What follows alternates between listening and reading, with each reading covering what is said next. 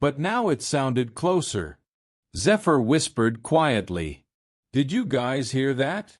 The livestream microphone clearly picked it up. A faint inhale, then a long exhale. Zephyr stood completely still. Then he slowly began walking down the staircase. Each step echoed through the narrow stairwell. The deeper he went, the colder the air became. After about 20 steps, the stairs finally ended. He stepped into a large underground corridor. The walls were concrete, and long metal pipes ran across the ceiling. Old industrial lights hung overhead, but none of them worked. The only light was Zephyr's flashlight. He slowly moved the beam across the hallway. Then he noticed something disturbing. There were doors along both sides of the corridor, but every door had been welded shut from the outside. Large metal plates covered the handles. Zephyr spoke quietly. Why would they seal these rooms from the outside? He approached one of the doors and pointed the camera closer. Scratches covered the metal. Deep scratches, as if something inside had tried desperately to get out. The chat started moving so fast it was impossible to read everything. Some viewers were telling him to leave immediately. Others thought it was an old containment facility. Zephyr continued walking slowly down the corridor. The breathing sound grew louder. Not from behind him. Not from above. From somewhere ahead of him. Then he saw something on the floor. Footprints.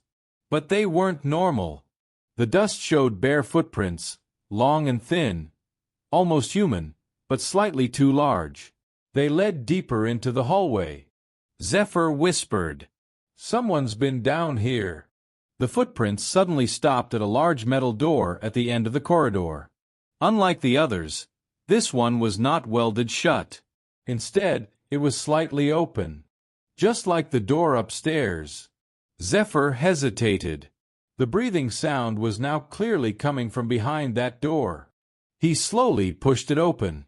The flashlight revealed a huge underground chamber. The room looked like an old observation area.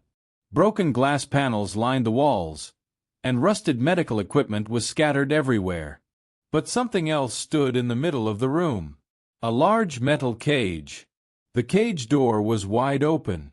Zephyr slowly walked closer.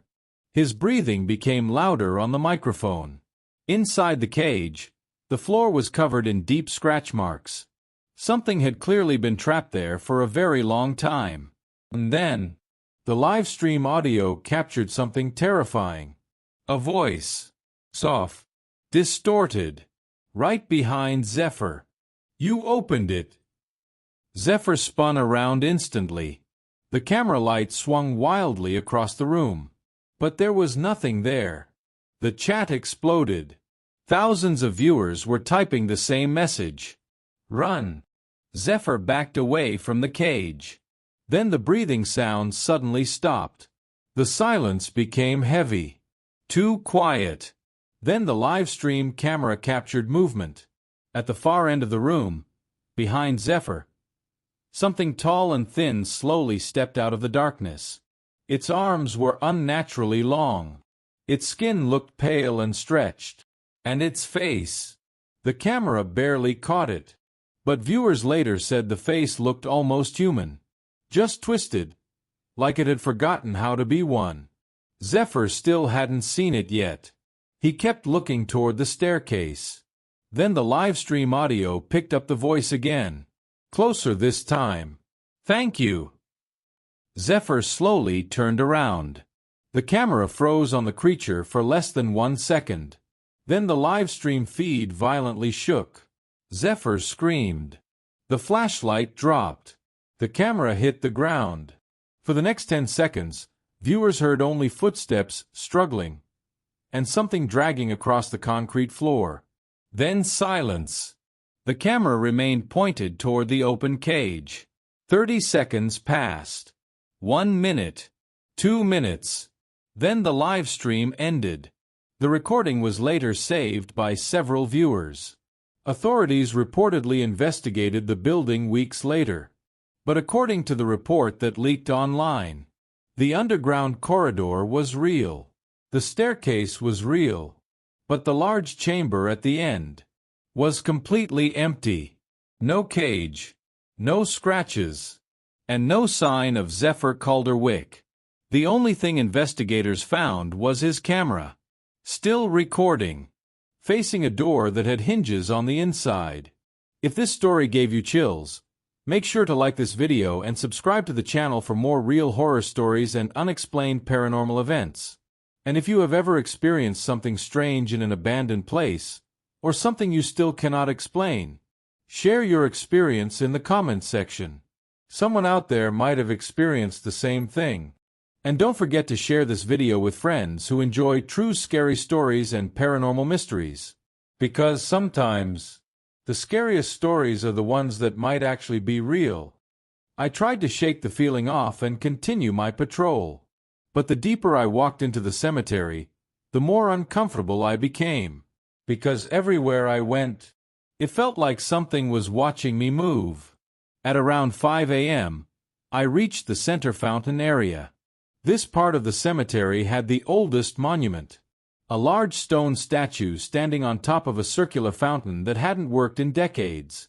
The statue was carved in the shape of a tall angel holding a lantern. I had passed it hundreds of times during my shifts. At the beginning of the night, the statue always faced east, toward the cemetery gate. But when I walked into the fountain clearing that morning, I froze. The angel statue was no longer facing the gate. The lantern was now pointed directly toward the pathway I had just walked in from. Toward me. My breathing became heavy. "No, no way," I whispered. I stepped closer. The statue was enormous. At least 9 feet tall. Its stone wings spread behind it, covered in moss and dark stains from years of rain. But it was the face that made my stomach drop. Because the angel's carved eyes were now pointed straight at my position. I pulled my phone out again. I scrolled through the photos I had taken earlier that night. The fountain statue was in one of them. In the picture, the angel was facing the other direction. I felt my chest tighten. That meant sometime between 7 p.m. and now, the statue had somehow turned. But statues don't turn. They weigh hundreds of pounds. I walked around the base slowly, shining my flashlight along the stone platform. There were no drag marks. No broken stone. Nothing that looked disturbed. Just old moss and damp marble. Then something happened that made every hair on my arms stand up. I heard a sound. Very faint, but very clear. Behind me. It sounded like stone scraping against stone. Slow. Rough. Like something heavy shifting across a surface. I turned around immediately and shined my flashlight across the cemetery path. Nothing moved. No animals. No people. Just rows of statues standing silently between the graves. But something felt wrong. Very wrong. I slowly raised my flashlight and aimed it toward a row of 3 cherub statues sitting on small pedestals. My throat tightened. Because I knew for a fact those cherubs had been facing the graves earlier that night. But now, all 3 of them were turned toward the fountain. Toward me. I suddenly felt surrounded. Not physically, but visually. Every statue I could see was now angled in the same direction. Every stone face. Every carved set of eyes. All of them pointed toward where I stood in the center of the cemetery. Watching. Silent. Waiting. My brain was screaming at me to leave. But I couldn't move. Then the sound happened again. Scray-a-rape. Stone against stone. This time it was closer. Right behind the fountain. I slowly stepped backward and aimed the flashlight toward the back of the statue. The beam moved across the stone wings. Then the base. Then the ground. And that's when I noticed something that made my stomach twist. The moss at the base of the fountain statue had been disturbed. Like the stone had shifted slightly on the platform. Just a few inches. But enough to leave a faint mark where it had moved. My heart started pounding violently. That meant one thing. The statue hadn't just turned. It had moved. And if it had moved once, I didn't want to know what would happen next. I backed away slowly, step by step, keeping my flashlight pointed at the statue. Then I turned and walked as fast as I could toward the cemetery gate. I didn't run, but I was close.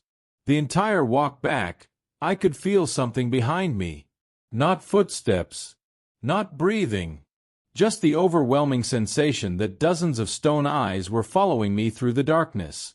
When I finally reached the guard building, the sky was beginning to turn gray. Morning was coming. I locked the door behind me and sat down in the chair near the security desk. My hands were shaking so badly I almost dropped my phone. For a few minutes, I just sat there breathing, trying to convince myself it had all been in my head. Then the sun started rising, and I made the mistake of looking back outside. The morning light slowly spread across the cemetery, illuminating the statues one by one, and my stomach dropped when I realized something. Every statue I could see from the guard building was facing the same direction. Not the graves, not the paths, the guard building. Me. It looked like the entire cemetery had silently turned overnight, and every stone figure was now watching the small building where I sat. That was my last shift at Blackthorn Cemetery. I quit the next day. The manager asked why. I told him the night job just wasn't for me. But before I left, I asked him one question. Have any other guards mentioned the statues? He stared at me for a moment. Then he said something that still makes my skin crawl. You mean how they always seem to face the night guard by morning? He smiled slightly, like it was some kind of joke. But I could tell from his eyes. He wasn't joking. If you enjoyed this true story, make sure to like the video and subscribe to the channel for more real horror experiences and terrifying paranormal stories. And if you have ever experienced something strange in a cemetery, abandoned place, or during a night shift, share your story in the comments section below. Your experience might be featured in a future video. Also, don't forget to share this story with someone who loves horror stories and real paranormal encounters. Because sometimes the scariest things in the world are the ones that never move while you're watching them.